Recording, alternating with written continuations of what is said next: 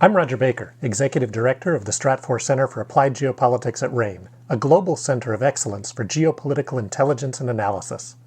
Learn how you can put geopolitics to work for your organization at ranenetwork.com.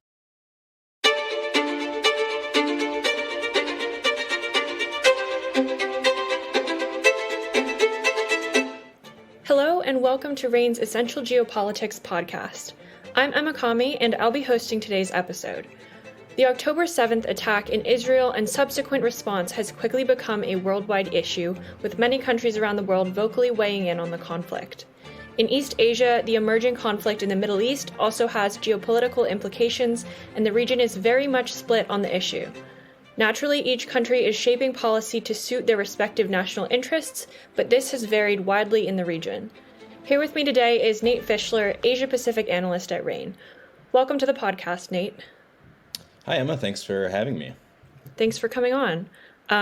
First off, obviously, China is the most geopolitically significant actor in East Asia. Can you please provide a breakdown of how China is reacting to the conflict?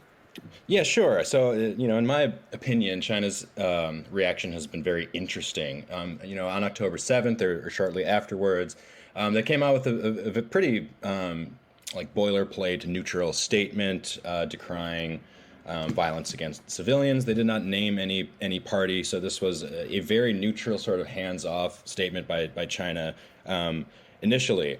Later on, though, as the Israelis began retaliating for the October 7th attack, China's tone changed a little bit, and they're now saying things like the Israeli response is beyond the scope of self-defense, and they're sort of leaning into a more pro-Palestinian position on this issue for now. But that makes sense, really. I mean, it's on trend for Chinese diplomatic history in the region. They recognized the state of Palestine in 1988, before recognizing Israel in 1992. There's also the long, legacy, Cold War legacy, really, of communist governments backing Arab nationalist movements historically throughout the region, and that connection still remains, at least partially intact from that legacy and that time. Interestingly, though, this will likely have negative consequences for the bilateral relationship between China and Israel. They are partners, especially in high technology, and that sort of thing. And the response from China has been off-putting to the Israelis. But it does garner them a lot of support in the Muslim world and among global South countries, which for China, because Israel is, of course, such a close ally of the U.S., that is, more in line with its strategic interests, more broadly. And they've been involved in the peace process, at least nominally, since around 2000. There's special envoys in the region right now. But it's not likely that they're going to play a super active role in mediation, because there is a sort of degree of separation that China likes to keep between itself and direct conflict in the Middle East. Right. And what about U.S. allies in Northeast Asia, Japan and South Korea? How has their response differed, and what are the likely ramifications? Yeah. It's also interesting, in my opinion. So Japan, Japan uniquely in East Asia is a member of the Group of Seven, G7, the Western powers, and uniquely among that group, took a less, let's say, staunch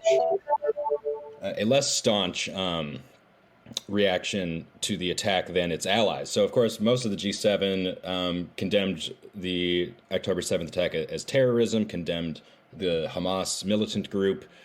Japan did condemn the violence and is formally siding with Israel and that it has a right to defend itself, but it was more careful with its language on using the word terrorism, for example, and also was the first G7 country to call for humanitarian aid to enter the Gaza Strip. This is, Japan is incredibly dependent on the Middle East for its energy. And it needs to walk, a careful line and not to alienate partners in the Middle East, other countries with which it has substantial trade and it relies on for its energy sector. So Japan is playing, a diplomatic game, trying to be in consensus with its G7 allies, but also playing its own tune by trying to keep solid relationships with Muslim countries with which it has trade relations.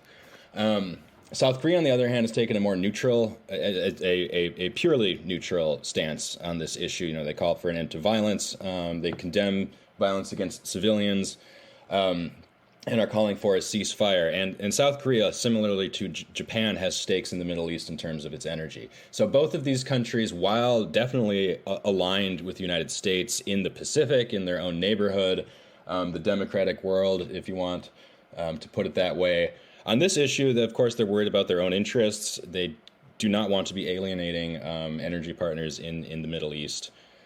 Or take on any sort of reputational risk that might alienate them from other global South countries. Finally, can you tell us a little bit about what is happening in Southeast Asia with respect to this issue?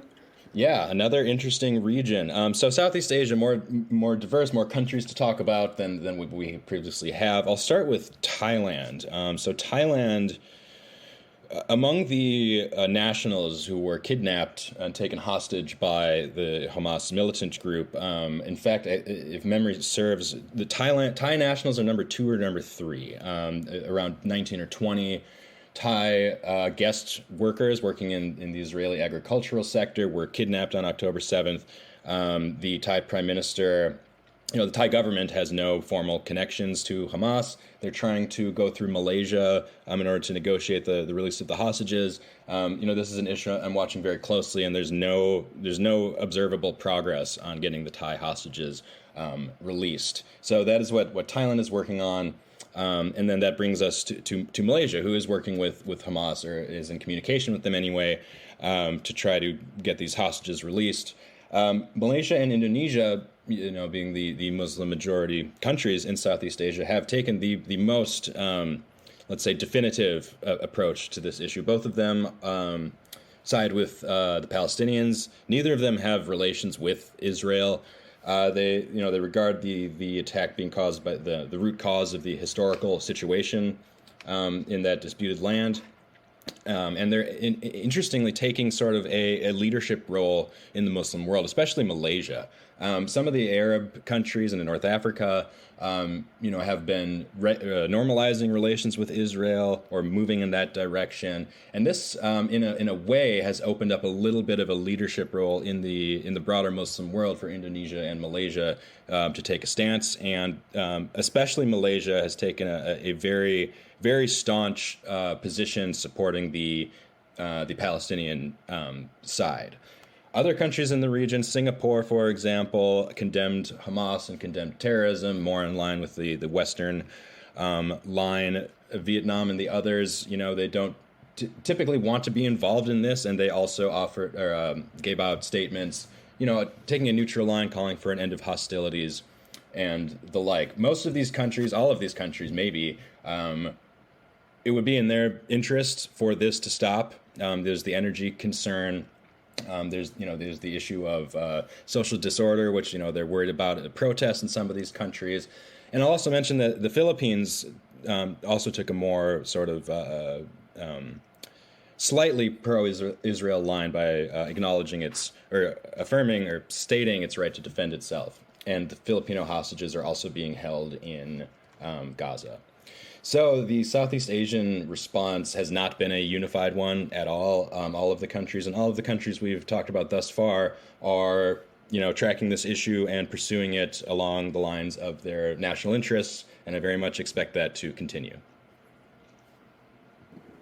Thanks, Nate. I really appreciate you coming on this podcast. And I know you and fellow RANE analysts will continue to follow this situation as it continues to unfold. To access these upcoming analyses and updates, subscribe to our geopolitical intelligence product, RANE Worldview. I'm Emma Kami. Thanks for listening.